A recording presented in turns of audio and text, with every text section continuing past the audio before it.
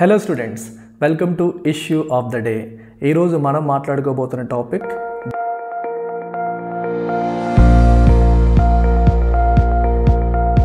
The rise of dollar. అసలు dollar అనేది కరెన్సీలకి రారాజుగా ఎలా మారింది. ఈరోజు ఏ రెండు దేశాలు ప్రపంచంలో ట్రేడ్ చేసుకున్నా, ఇంపోర్ట్ చేసుకున్నా, ఎక్స్పోర్ట్ చేసుకున్నా డాలర్స్లోనే చేస్తున్నాయి. అమెరికా శత్రు దేశాలుగా భావించే దేశాలు కూడా డాలర్ని యాక్సెప్ట్ చేస్తాయి. అవి కూడా ఇంటర్నేషనల్ ట్రేడ్లో డాలర్లోనే చేస్తున్నాయి. డాలర్కి ఇంత వైడ్ యాక్సెప్టెన్స్ ఎలా వచ్చింది? మిగిలిన కరెన్సీలు డాలర్ని ఎందుకు ఛాలెంజ్ చేయలేకపోతున్నాయి? ఈ అంశాలన్నీ ఈరోజు మనం పరిశీలిద్దాం. 1930స్కి వెళ్దాం. ఫస్ట్ 1930స్లో అమెరికాలో గ్రేట్ డిప్రెషన్ వచ్చింది. మామూలుగా మనకి ఏదైనా ఒక ఎకానమీ వరుసగా 2-3 క్వార్టర్స్ నెగిటివ్ గ్రోత్ చూపిస్తే మనం రిసెషన్లోకి వెళ్ళింది, ఆర్థిక మాంద్యంలోకి వెళ్ళింది అంటాం. అదే ఒక 6, 7, 8, 9, 10 సంవత్సరాల పాటు వరుసగా ఎకానమీ డీగ్రో అవుతుంటే అలాంటి దాన్నే మనం గ్రేట్ డిప్రెషన్ అంటాం. సో గ్రేట్ డిప్రెషన్ ప్రపంచ చరిత్రలో ఒక్కసారే వచ్చింది. అది యుఎస్లో లేట్ 1920స్తో స్టార్ట్ అయ్యి లేట్ 1930s వరకు కూడా కొనసాగింది. సో ఈ గ్రేట్ డిప్రెషన్ టైంలో అమెరికా ఆర్థిక వ్యవస్థ అతలాకుతలం అయిపోయింది. ప్రతి సంవత్సరం కూడా ఎకానమీ డీగ్రో అవుతుంది. సో అమెరికాలో అన్ఎంప్లాయ్మెంట్ పెరిగిపోయింది. అమెరికాలో చాలా ఎకనామిక్ ఇష్యూస్ అనేవి వచ్చాయి. పీపుల్ ఎకనామిక్ హార్డ్షిప్స్ ఫేస్ చేసే సిచ్యువేషన్ వచ్చింది.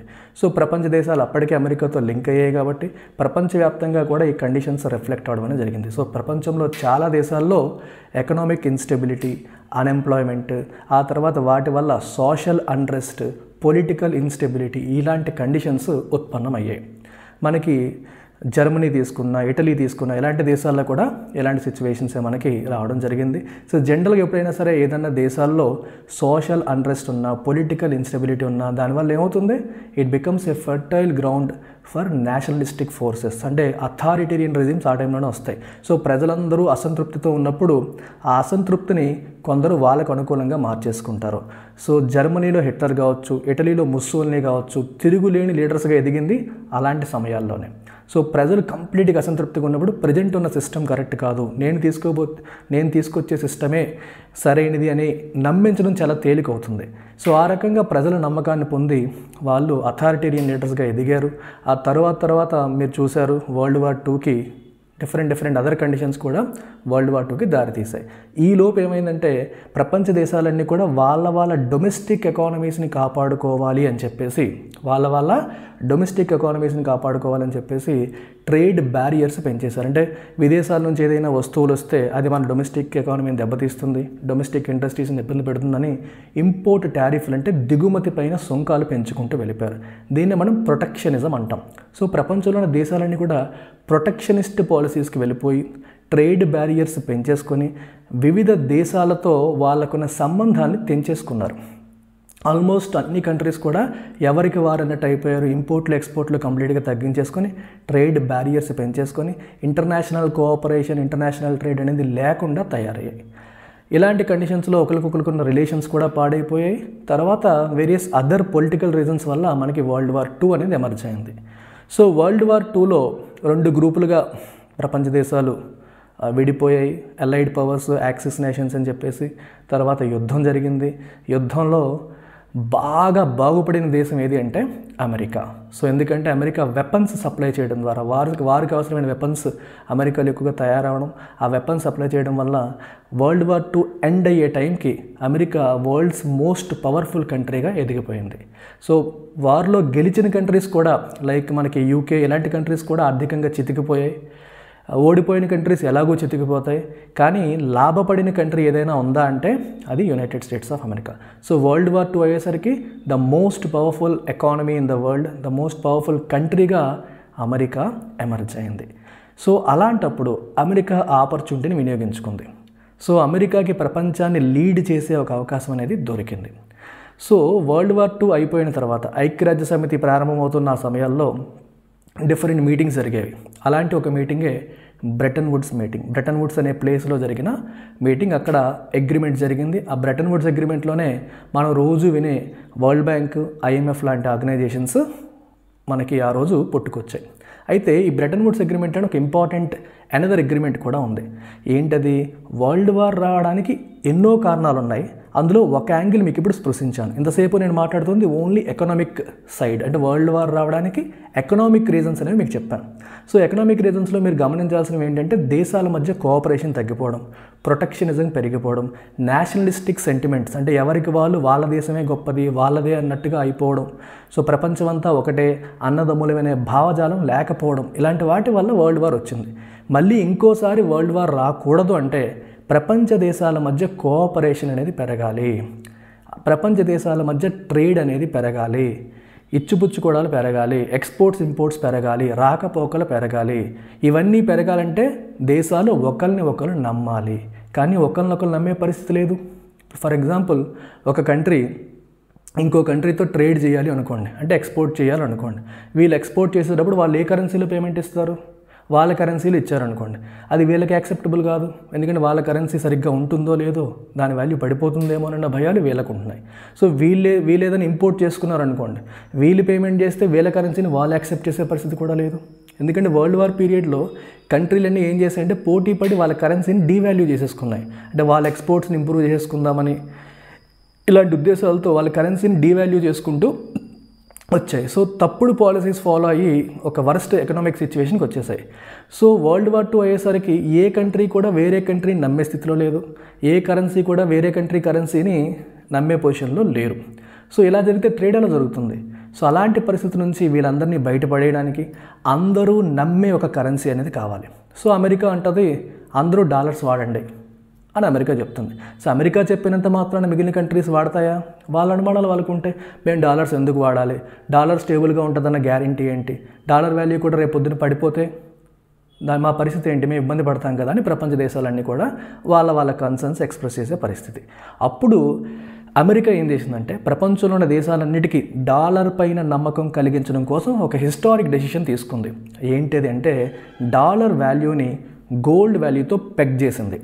అంటే $35 is equal to 1 ounce of gold కింద అమెరికా ఏం చేసింది, దాని వాల్యూని పెగ్ చేసింది. అంటే అర్థం ఏంటి, మీ దగ్గర $35 ఉంటే ఆ డాలర్లు పట్టుకొని మీరు అమెరికా సెంట్రల్ బ్యాంక్ వెళ్తే you can convert it into gold at any time. ఈ ఎష్యూరెన్స్ అమెరికా ఇచ్చింది. సో డాలర్ అంటే మీరు నమ్మకపోవచ్చు, గోల్డ్ అంటే మీరు నమ్ముతారు కదా, గోల్డ్ని ఎవరు కూడా ఇష్టపడకపోవడం అనేది ఉండదు కదా. సో నేను ఏం చేస్తున్నానంటే $35 equal to 1 ounce of gold కింద నేను పెగ్ చేస్తున్నాను.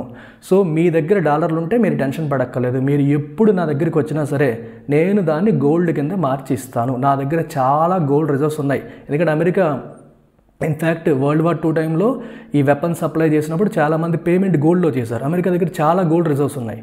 సో నా దగ్గర గోల్డ్ కావాల్సినంత ఉంది, మీరు ఎప్పుడు వచ్చినా నేను ఎక్స్చేంజ్ చేయగలను అనేసరికి కంట్రీస్కి నమ్మకం వచ్చింది. అప్పుడు నమ్మకం వచ్చిందనమాట. సో మనం ఎప్పుడైనా సరే డాలర్ని గోల్డ్ కింద మార్చుకోవచ్చు. సో మనం ట్రేడ్ చేసేటప్పుడు డాలర్లో చేస్తే ఎవరికి ఇబ్బంది లేదని అందరూ ట్రస్ట్ చేశారు. At the same time America ఏం చేసిందంటే మీ కరెన్సీస్ని కూడా డాలర్తో పెగ్ చేయండి. For example Indian rupee equal to so many dollars, లేదా $1 equal to so many rupees.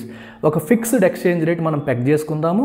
అది మీరు సెంట్రల్ బ్యాంక్స్ ఎప్పటికప్పుడు అది మెయింటైన్ చేస్తూ ఉండాలి. దీనివల్ల ఒక క్లారిటీ ఉంటుంది, ప్రపంచ దేశాలన్నిటికీ క్లారిటీ ఉంటుంది. సో నువ్వు ఎక్స్పోర్ట్ చేయాలన్నా పేమెంట్ డాలర్లో తీసుకో, ఇంపోర్ట్ చేసుకుంటే పేమెంట్ డాలర్స్లో ఇవ్వు. మీకు డాలర్స్ కావాలంటే మీరు నా దగ్గరికి రండి, మీరు నా దగ్గరికి వచ్చి డాలర్స్ కొనుక్కోండి, మీకు ఎన్ని డాలర్లు కంటే అన్ని డాలర్లు నేను ఇస్తానని చెప్పి అమెరికా ప్రపంచ దేశాలన్నీ కూడా డాలర్ వాడేలా చేయగలిగింది. ఆ రోజున్న పరిస్థితుల్లో ప్రపంచంలో నమ్మగలిగే మోస్ట్ పవర్ఫుల్ కంట్రీ అమెరికా ఒక్కటే.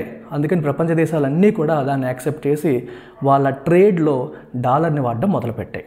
సో ఇలా డాలర్ని వాడుతూ డాలర్ మెల్లమెల్లగా పాపులర్ అయింది. సో మనకి ఎక్స్పోర్ట్స్కి ఇంపోర్ట్స్కి అన్నిటికీ డాలర్స్ అవసరం కాబట్టి ఈ సెంట్రల్ బ్యాంక్స్ అన్నీ కూడా డాలర్ రిజర్వ్స్ మెయింటైన్ చేయడం మొదలుపెట్టాయి. ఎందుకంటే మనకి ఎక్స్పోర్ట్ చేసిన డాలర్స్ వస్తాయి, ఇంపోర్ట్ చేసినప్పుడు డాలర్స్లో పేమెంట్ చేయాలి. సో షార్టేజ్ రాకూడదు కాబట్టి ఇప్పుడు ఎక్స్పోర్ట్స్ తక్కువ ఇంపోర్ట్స్ ఎక్కువ ఉన్నాయనుకోండి, మీ డాలర్లు ఎక్కువ పే చేయాల్సి వస్తుంది, వచ్చేవి తక్కువ ఉంటాయి. సో అలాంటి పరిస్థితి రాకుండా ఉండడం కోసం ఏం చేయాలి, రిజర్వ్స్ మెయింటైన్ చేయాలి. సో ప్రపంచంలో అన్ని దేశాల సెంట్రల్ బ్యాంక్స్ కూడా డాలర్ రిజర్వ్స్ కూడా మెయింటైన్ చేయడం మొదలుపెట్టాయి. ఆ రకంగా డాలర్ రిజర్వ్ కరెన్సీగా మారింది. అంటే ఏ కరెన్సీని అయితే మనం రిజర్వ్స్గా మెయింటైన్ చేస్తామో దాన్ని రిజర్వ్ కరెన్సీ అంటాం. సో ప్రపంచ దేశాల సెంట్రల్ బ్యాంక్స్ అన్నీ కూడా డాలర్ని రిజర్వ్ కరెన్సీగా మెయింటైన్ చేయడం కూడా మొదలుపెట్టి డాలర్ పాపులారిటీని ఇంకా పెంచాయి. ఇలా కొన్ని సంవత్సరాలు నడిచింది. 1960s లేట్ 1960sలో అమెరికా ఎకానమీ కొంచెం దెబ్బతినింది. అక్కడ ఫిస్కల్ డెఫిసిట్ పెరిగిపోయింది. వియత్నాం వార్ వల్ల చాలా అమెరికా ఆర్థికంగా కొంచెం ఇబ్బంది పడింది. సో 1971 వచ్చేసరికి అప్పటి అమెరికా ప్రెసిడెంట్ నిక్సన్ ఏం చేశారంటే ఈ $35 equal to 1 ounce of gold అనే దాన్ని బ్రేక్ చేసేశారు.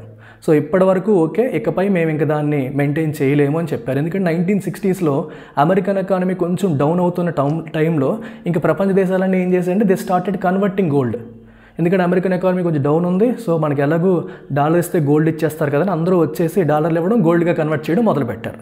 సో ఇది ఎక్కువైపోతుందని చెప్పేసి ట్రస్ట్ తగ్గిపోతుందనే భయంతో ఇంకా నిక్సన్ మనం కూడా ఇంక దీన్ని కంటిన్యూ చేయలేమని చెప్పి ఆ గోల్డ్ స్టాండర్డ్ని 1970sలో కంప్లీట్గా బ్రేక్ చేశారు. అయితే మీకు డౌట్ వస్తుంది, మరి బ్రేక్ చేసిన తర్వాత కూడా డాలర్ డామినెన్స్ ఎలా కంటిన్యూ అయిందని. 1970sలో అమెరికా ఇంకొక ట్రిక్ ప్లే చేసింది. ఆయిల్ ప్రొడ్యూసింగ్ కంట్రీస్తో ఒక అగ్రిమెంట్ చేసుకుంది, పెట్రో డాలర్ సిస్టమ్ అంటాం. ఏం చెప్పిందంటే మీరు ఎప్పుడైనా సరే ఆయిల్ అమ్మితే డాలర్లోనే అమ్మండి, అంటే పేమెంట్ డాలర్లోనే తీసుకునేలాగా వాళ్ళతో ఒక అగ్రిమెంట్ చేసుకుంది. సో దీన్ని పెట్రో డాలర్ సిస్టమ్ అంటాం. ఈ రకంగా డాలర్ డామినెన్స్ ఇంకా కంటిన్యూ అయ్యేలా చేసింది. బట్ అప్పటికే 30-40 సంవత్సరాల నుంచి ట్రేడ్ అనేది డాలర్లోనే జరుగుతుండడం వల్ల ప్రపంచ దేశాలన్నీ వాటికి అలవాటు పడిపోయాయి.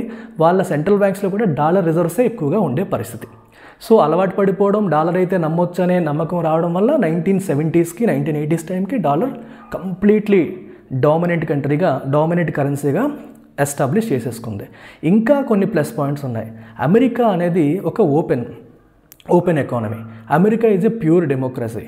సో డెమోక్రాటిక్ సిస్టమ్ అంటే ఓపెన్నెస్ ఉంటుంది, ప్రజలు ప్రొటెస్ట్ చేయొచ్చు, పాలసీని ఎవరైనా తప్పు చేస్తే దాన్ని వ్యతిరేకించవచ్చు, క్వశ్చన్ చేయొచ్చు, అండ్ ట్రాన్స్పరెన్సీ మెయింటైన్ చేస్తుంది. సో దీనివల్ల ఏమవుతుంది, అమెరికన్ గవర్నమెంట్ పాలసీ పైన ప్రజలకి నమ్మకం, వేరే దేశాలకి నమ్మకం. ఫర్ ఎగ్జాంపుల్ మీరు చైనా తీసుకుంటే చైనా అధ్యక్షుడు ఏదనుకుంటే అదే, ప్రజలు క్వశ్చన్ చేయడానికి లేదు. అయితే అమెరికాలో అలా కాదు, క్వశ్చన్ చేయొచ్చు, ప్రాసెస్లు అన్నీ స్ట్రాంగ్గా ఉన్నాయి, ఇన్స్టిట్యూషన్స్ అన్నీ స్ట్రాంగ్గా ఉన్నాయి. సో పొలిటికల్ స్టెబిలిటీ కూడా ఒక ఇంపార్టెంట్ ఫ్యాక్టర్. ఆ కంట్రీకి పొలిటికల్ స్టెబిలిటీ లేకపోయినా కరెన్సీ మీద మనం నమ్మలేం. కానీ అమెరికన్ కరెన్సీని మనం ఎందుకు నమ్మొచ్చు అంటే అక్కడ పొలిటికల్ సిస్టమ్ స్టేబుల్గా ఉంది, ఇన్స్టిట్యూషన్స్ స్ట్రాంగ్గా ఉన్నాయి, వాళ్ళ డెమోక్రాటిక్ సిస్టమ్ ప్రాపర్గా ఉంది, ట్రాన్స్పరెన్సీ ఉంది, ఓపెన్నెస్ ఉంది. సో ఇవన్నీ పొలిటికల్ రీజన్స్ వల్ల కూడా అమెరికన్ కరెన్సీ లేదా డాలర్ అనేది డామినెంట్ కరెన్సీగా కంటిన్యూ అయింది. తర్వాత రోజుల్లో చైనా అనేది ఇప్పుడు అమెరికాని డామినేట్ చేసే స్టేజ్కి వచ్చేసింది. అమెరికా కంటే పెద్ద ఎకానమీగా కొన్ని రోజుల్లో చైనా మారిపోతుంది. అయినప్పటికీ కూడా చైనీస్ కరెన్సీ అనేది డాలర్ని రీప్లేస్ చేయలేదు. ఎందుకంటే because of political reasons. China ప్రభుత్వాన్ని ఎవరు నమ్మలేరు, చైనా పొలిటికల్ సిస్టమ్ని ఎవరు నమ్మలేరు, అది డెమోక్రసీ కాదు. సో డాలర్ని బీట్ చేయాలంటే అది అంత ఈజీ కాదు. ఎన్నో హిస్టారికల్ రీజన్స్ వల్ల డాలర్ ఈరోజు రారాజుగా మారింది. దాన్ని దించాలి అంటే చాలా కష్టం అవుతుంది. I hope you have understood why dollar became the king of currencies.